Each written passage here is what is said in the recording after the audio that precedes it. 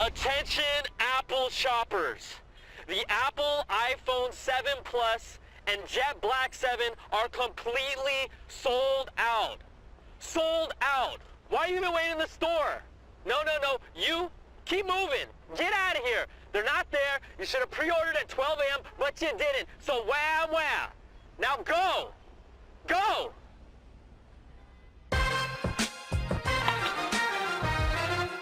What's happening? Brian Tong here, and welcome to the Apple Bite for everything good and bad inside the world of Apple. This is a big week for Apple releases with the new OSs and hardware, and like it happens almost every year, iOS 10 had a rocky start during its first few hours of availability, when almost everyone tries to get the update.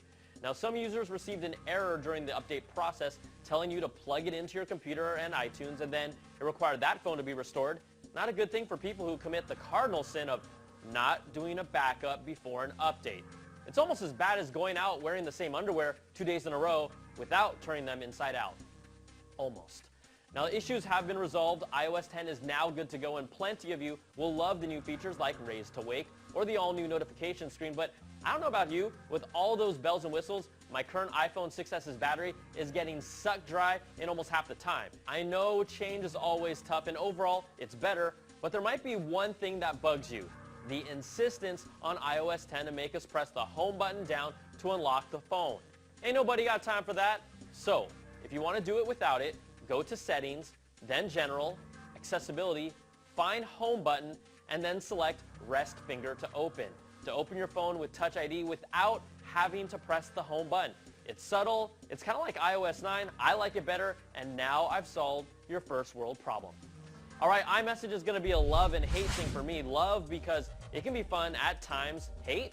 Well, have you seen that sticker app store? It's a mess. Like, everyone is just spamming the crap out of the sticker store, and are you really going to find anything other than just the downloads they recommend? I'm going hunting to pull some of the good ones, and it's a little out of control right now, but while you wait, I found a fun one that's perfect for the Apple Bite called Bad Apples, Good Apples. And you guessed it, it's a bunch of stickers of apples ranging from cute to total D-bags. Now, I'm giving away 5 codes for the sticker pack, and all you have to do is tweet me at Brian Tong with a good apple and bad apple of your own for iOS 10 to win. See, I made it easy on you.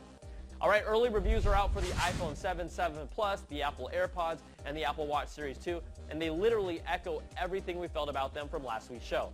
Apple iPhone 7 is a solid upgrade, nothing major, but its waterproofing, speed, and battery life make it more useful, and the camera is an upgrade as well. Now, the iPhone 7 Plus is all about the dual lens and the phone to get for people who want the best camera on a mobile device. Almost every reviewer still feels the lack of a headphone jack is inconvenient, but Apple's forcing us to get used to it, and guess what? You probably will.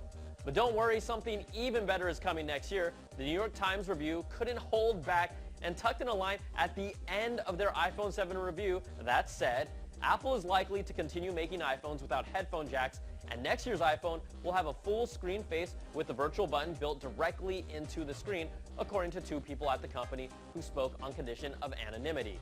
See, it's another confirmation of Apple's plans to make a huge change with the rumored all-glass body, OLED screen, wireless charging, and yes, the elimination of a physical home button. Now, the Apple Watch Series 2 is really the Apple Watch that should have come out originally. It's better for swimmers and runners, but if you already have one and you don't really use GPS, with the new Watch OS 3, you really don't need a new Apple Watch. And that's if you even want one at all. Which brings us to the AirPods. Pretty much every reviewer loved the tech, the sound is about the same, but the looks will still hold a lot of you back. Tim Cook recently appeared on Good Morning America to tell us just how cool they really are. I've been wearing them for a while, and because they don't have wires on them, the wires tend to help the earbud to fall out, right? Because it applies weight on those. By snipping the wires, I have never personally had one. AirPods on eBay, they snipped them. Wires, I have never personally had one fall out. And yes, finally, the first admission by Apple. They snipped them. Come on, Tim. You're not supposed to say that out loud. And you know what? That's a bad apple. In fact, you can find pre-release AirPods on eBay before they come out in October, just like the ones Tim talked about. But then, he went on and had to say this. They're absolutely magical as well. Please stop with this magical stuff. I know what magic looks like. And this is magic.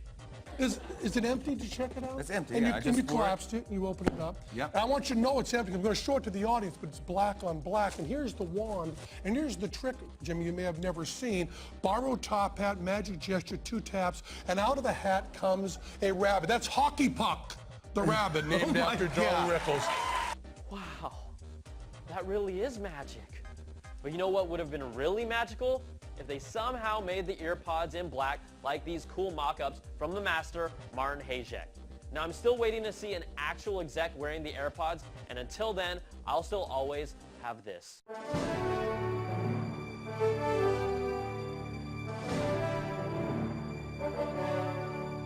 And that will never get old for me. Now, during the ABC interview, Tim Cook also commented in AR versus VR and said that augmented reality is the larger of the two, probably by far for him, because it gives people the ability to sit next to each other, be present, talk to each other, but also have other things that visually both people can see. He ended by saying Apple is high on AR in the long run. Okay, 2 quick notes. Swift Playgrounds is now available from Apple as a free iPad app on the App Store, and it helps kids and, even some adults to learn how to code using Apple's Swift programming language for developing Mac and iOS apps. And Twitter is coming to the Apple TV, Amazon Fire, and Xbox One with their new video app that will broadcast live streams of Thursday night NFL football along with games from the NBA, NHL, MLB, and others. You won't need a cable subscription to watch them, so you cord cutters who have been wanting more sports can check it out. And before we go, we wanted to announce the 2 winners from our AppleBite Apple TV giveaway sweepstakes. Thanks to all of you who registered to enter in the U.S., and congrats go out to Paul Cowell from North Carolina and Cody Fitzgerald from Louisiana. And don't worry, I'm cooking something up for all you international Applebiters that, felt left out, because I love you too. All right, that's going to do it for this week's show. Email us at theapplebite@cnet.com or tweet me at Brian Tong, especially if you want to win those Bad Apple, Good Apple stickers. Thanks so much for watching. We'll catch you all next time for another Bite of the Apple.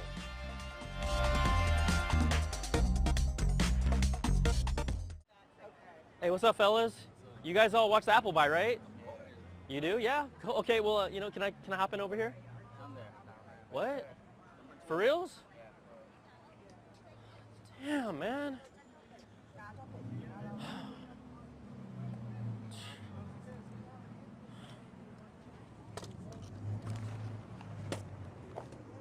Next, this little monkey.